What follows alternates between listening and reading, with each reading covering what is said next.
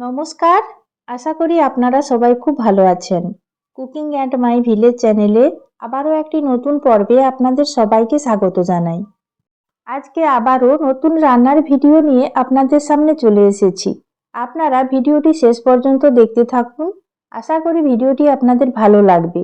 আর ভিডিওটি যদি আপনাদের ভালো লেগে থাকে তাহলে সাবস্ক্রাইব করে পাশে থাকার অনুরোধ রইল। গরমের সময় আপনারা বাড়িতে সবাই শুক্তো রান্না করে থাকেন, তবে আমি কিভাবে শুক্তো রান্না করি আপনারা ভিডিওটি শেষ পর্যন্ত দেখতে থাকুন। শুক্তো রান্নার জন্য বেশ কয়েক রকমের সবজি নিয়েছি আলু, নিয়েছি গাজর, নিয়েছি একটা বড় সাইজের বেগুন, নিয়েছি কিছুটা মিষ্টি আলু, আর নিয়েছি পেঁপে, নিয়েছি কাঁচকলা। এছাড়াও শুক্তোতে দেওয়ার জন্য নিয়েছি বাড়ির গাছের সজনে ডাঁটাগুলোকে আঁশ ছাড়িয়ে ছোট ছোট করে কেটে ভালো করে ধুয়ে নিয়েছি। আর নিয়েছি শুক্তোর প্রধান উপকরণ উচ্ছেগুলোকে দেখুন আমি সরু সরু করে কেটে খুব ভালো করে ধুয়ে পরিষ্কার করে নিয়েছি। শুক্তোতে দেওয়ার জন্য একটা বিশেষ গুঁড়ো মশলা ব্যবহার করব, তো আমি কড়াই বসিয়ে দিয়েছি। এবার দিয়ে দিচ্ছি বেশ কিছুটা রাঁধুনি। এবার নাড়াচাড়া করে শুকনো কড়াইতে রাঁধুনিটাকে হালকা ভেজে নিচ্ছি। এই রাঁধুনি হালকা গরম করে নিয়ে আমি শিলনোড়াতে গুঁড়ো করে নেব। এবার রান্নার শেষ পর্যায়ে আমি এই গুঁড়ো মশলাটা শুক্তোতে ব্যবহার করব। এবার শুক্তোতে দেওয়ার জন্য বেশ কয়েকটা বড়ি আমি ভেজে নেব, তাই আমি কড়াইতে দিয়ে দিলাম পরিমাণ মতো বেশ কিছুটা সর্ষের তেল। এবার তেল মাঝারি গরম হয়ে যাওয়ার পর কয়েকটা বড়ি আমি তেলের মধ্যে দিয়ে ভালো করে ভেজে নেব।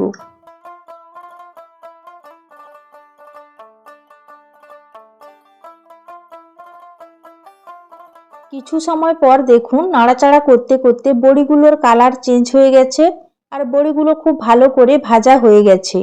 এবার আমি বড়িগুলোকে তুলে নিচ্ছি। বড়ি ভাজা তেলের মধ্যে দিয়ে দিচ্ছি শুক্তো তৈরির প্রধান উপকরণ উচ্ছের মধ্যে দিয়ে দিচ্ছি পরিমাণ মতো বেশ কিছুটা লবণ। এরপর নাড়াচাড়া করে উচ্ছেগুলোকে আমি খুব ভালো করে ভেজে নেব। আর উচ্ছে কাঁচা থেকে গেলে আবার শুক্তোটা খুব বেশি তেতো লাগবে। দেখুন আপনাদের সঙ্গে কথা বলতে বলতে উচ্ছেগুলো খুব ভালো করে ভাজা হয়ে গেছে। এবার আমি উচ্ছেগুলো তুলে নিচ্ছি। এবার তেলের মধ্যে কেটে রাখা সবজিগুলো দিয়ে হালকা ভেজে নেব। তেলের মধ্যে দিয়ে দিলাম কেটে রাখা আলু। এবার দিয়ে দিচ্ছি কেটে রাখা কাঁচা কলা। এবার কাঁচা কলা দিয়ে কিছুটা লবণ দিয়ে দেব পরিমাণ মতো। এবার নাড়াচাড়া করে সবজিগুলোকে হালকা কষিয়ে নেব। আর আমি আলাদা আলাদা করে সবজিগুলোকে ভাজবো না, একই তেলে পরপর করে সবজিগুলো দিয়ে আমি হালকা ভেজে নেব।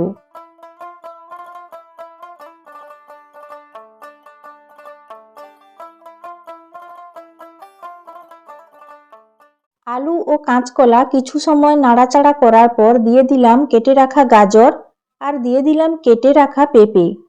আবারও আলু ও কাঁচকলার সঙ্গে পেঁপে গাজর খুব ভালো করে কষিয়ে নিচ্ছি।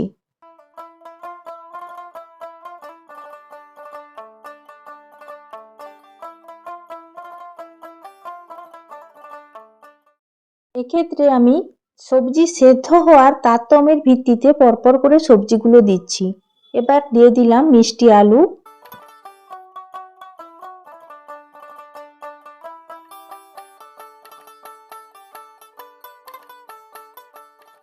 বেশ কিছু সময় ধরে নাড়াচাড়া করে সবজিগুলোকে খুব ভালো করে কষিয়ে নিয়েছি।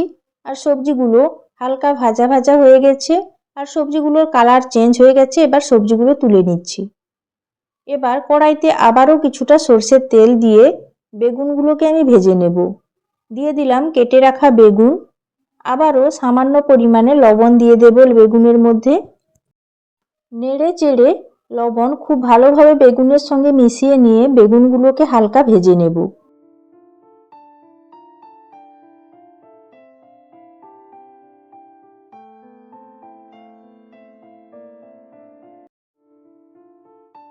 কিছু সময় নাড়াচাড়া করার পর বেগুন ভাজা হয়ে গেছে। এবার আমি বেগুনগুলোকেও একইভাবে আমি তুলে নিচ্ছি। সব সবজিগুলো ভাজা হয়ে গেছে। এবার শুক্তো রান্নার জন্য দিয়ে দিয়েছি কড়াইতে পরিমাণ মতো সরষের তেল, দিয়ে দিলাম তেজপাতা ফোড়ন। তেলের মধ্যে তেজপাতা দিয়ে তেজপাতা আমি হালকা ভেজে নিচ্ছি, তাহলে খুব ভালো গন্ধ বেরোবে। এবার দিয়ে দিচ্ছি কিছুটা পাঁচ ফোড়ন। ফোড়ন খুব ভালোভাবে ভেজে নিচ্ছি আমি।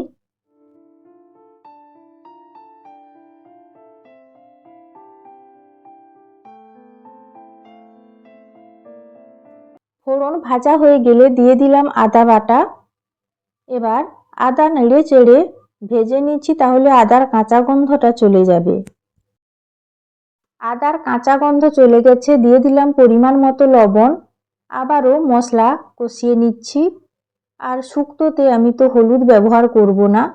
দেখুন মশলা খুব ভালোভাবে কষানো হয়ে গেছে আর মশলা থেকে তেল ছেড়ে গেছে। দিয়ে দিলাম কেটে রাখা সজনে ডাঁটা। মশলার সঙ্গে সজনে ডাঁটাগুলোকে নেড়ে চেড়ে কিছুটা কষিয়ে নেব, তাহলে সজনে ডাঁটার যে কাঁচা গন্ধ থাকে সেটা চলে যাবে। সজনে ডাঁটা কিছু সময় কষানোর পর আগে থেকে ভেজে রাখা সব সবজিগুলো একসঙ্গে আমি দিয়ে দিলাম। এবার সবজিগুলোকে আবারও মশলার সঙ্গে 2-4 বার নাড়াচাড়া করে দিচ্ছি।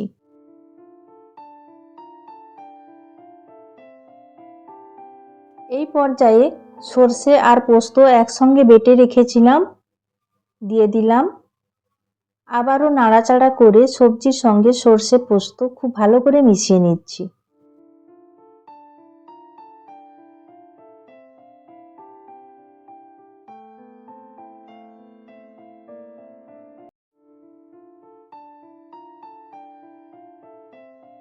সর্ষে ও পোস্ত বাটা খুব ভালো করে মেশানোর পর দিয়ে দিচ্ছি পরিমাণ মতো জল, আর দিয়ে দিচ্ছি শুক্তোর আরও একটি প্রধান উপকরণ, সেটা হলো দুধ।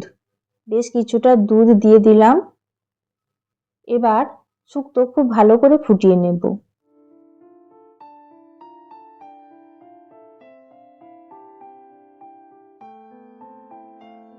শুক্তো খুব সুন্দর ফুটতে শুরু করেছে। এবার আমি 5 মিনিটের জন্য ঢাকনা লাগিয়ে দিলাম। প্রায় 5 মিনিট হয়ে গেছে, ঢাকনা খুলে নিয়েছি আর শুক্তো খুব সুন্দর ফুটতে শুরু করেছে। খুন্তি দিয়ে আমি হালকাভাবে নাড়াচাড়া করে সবজিগুলোকে ওপর নিচ করে দিলাম। এই পর্যায়ে আমি আগে থেকে ভেজে রাখা বড়িগুলো শুক্তোর মধ্যে দিয়ে দিলাম, আর দিয়ে দিচ্ছি ভেজে রাখা উচ্ছে। বড়িগুলো আগে থেকে দিলাম কারণ বড়িগুলো সেদ্ধ হবে আর শুক্তোটাও খেতে ভালো লাগবে। আবারও 5 মিনিটের জন্য ঢাকা লাগিয়ে দিলাম। 5 মিনিট পর আবারও ঢাকনা খুলে দিয়ে দিচ্ছি স্বাদের জন্য কিছুটা চিনি। চিনি খুব ভালো করে মিশিয়ে নিচ্ছি। আর এদিকে দেখুন শুক্তোটাও হয়ে এসেছে প্রায়, আর মাখো মাখো হয়ে গেছে। সবজিগুলো খুব ভালোভাবে সেদ্ধ হয়ে গেছে। শুক্তো রান্না প্রায় হয়ে এসেছে। আর শুক্তো রান্নার শেষ পর্যায়ে আমি আগে থেকে ভেজে গুঁড়ো করে রাখা রাঁধুনি ওপর থেকে ছড়িয়ে দিচ্ছি। এইভাবে রাঁধুনি গুঁড়ো ওপর থেকে দিলে শুক্তোর স্বাদ ও গন্ধ দুটোই খুব ভালো হয়।